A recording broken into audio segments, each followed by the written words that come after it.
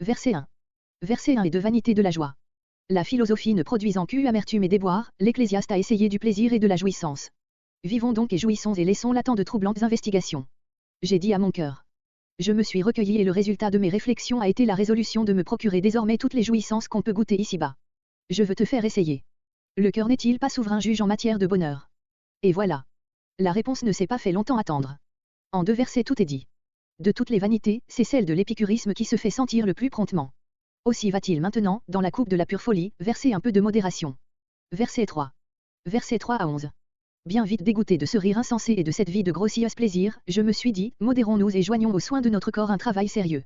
C'est un nouvel essai. Avec du vin. Le vin n'est indiqué ici que comme le symbole d'une vie agréable. Jusqu'à ce que je visse.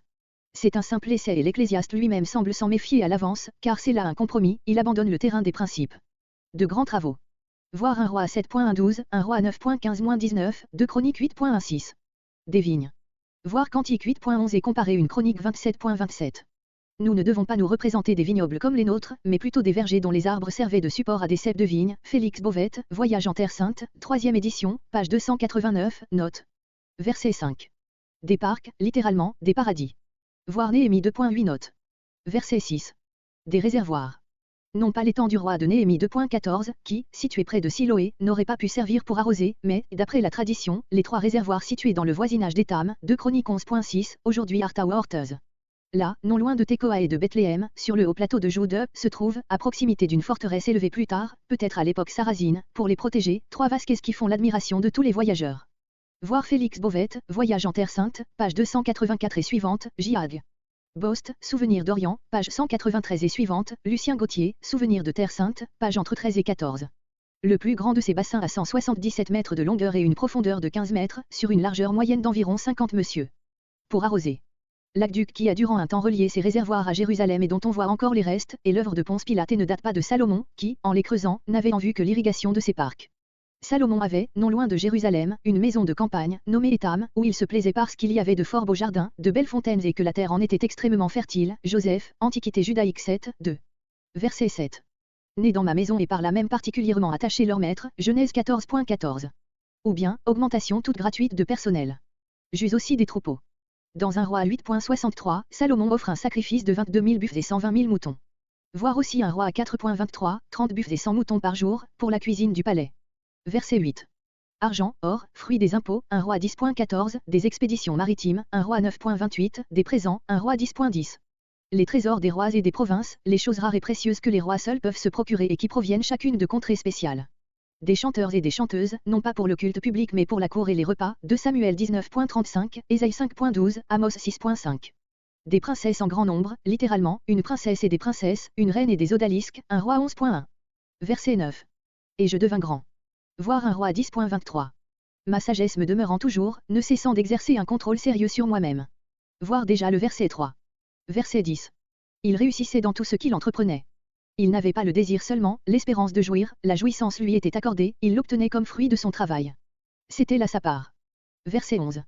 Mais une part insuffisante et passagère. Le vide du cœur n'était pas comblé. Expérience d'autant plus concluante que celui qui est censé l'avoir faite n'a été entravé par rien dans l'exécution de ses projets. Verset 12. Verset 12 à 23 Vanité de l'activité de l'homme. L'Ecclésiaste répond ici à une objection. Il vient d'avouer que sa royale activité ne l'a pas rendu vraiment heureux.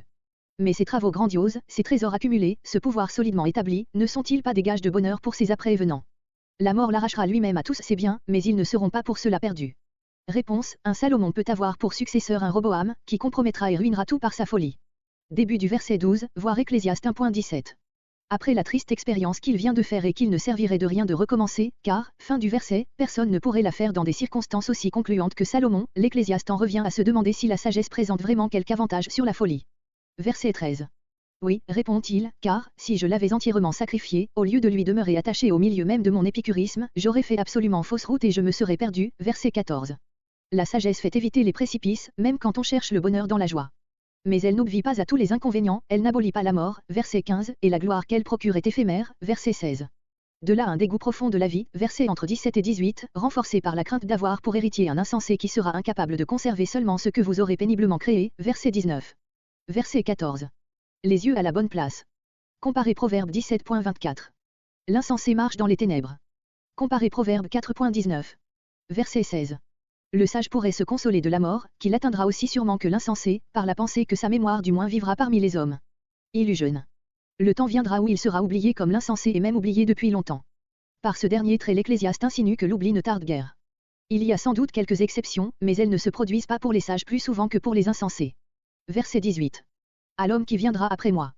Voir 1 Roi 11.9-13. Verset 19. Verset 19 à 23. Et qui sait? Si du moins on savait qu'ils seront sages, on se consolerait en se disant que d'autres profiteront de ce qu'on aura laissé. Cette troisième vanité est développée dans les versets 21 à 23. Non seulement le sage meurt comme l'insensé, non seulement sa mémoire périt comme celle du plus insignifiant des hommes, mais ce qu'il a exécuté avec intelligence et peine passe à qui, sans avoir travaillé, va dissiper. Sagesse, gloire, vertu, vous n'êtes que de vains noms. Dans l'excès de ses souffrances, Job en est venu à maudire le jour de sa naissance.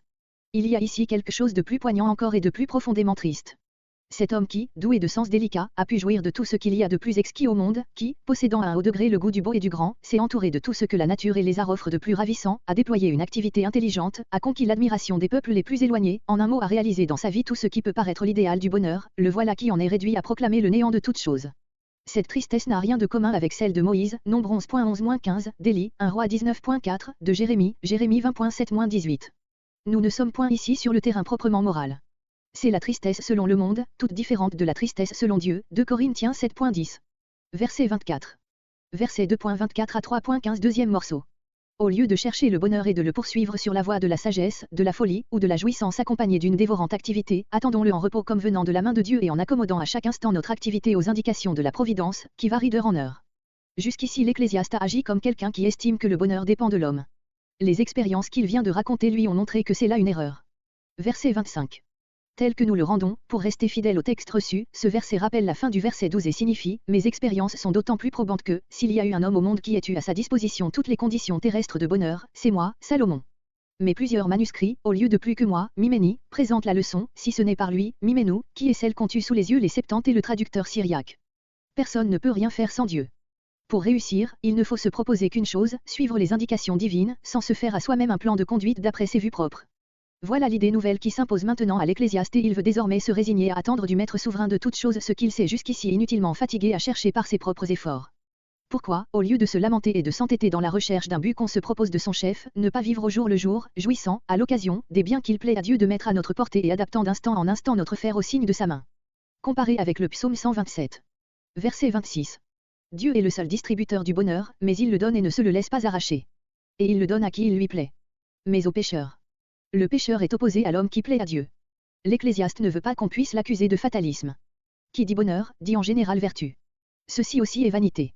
Ces mots se rattachent, par-dessus le début du verset 26, au verset entre 24 et 25. Ce serait se condamner à une poursuite stérile que de compter, pour se procurer le bonheur, sur ses propres forces.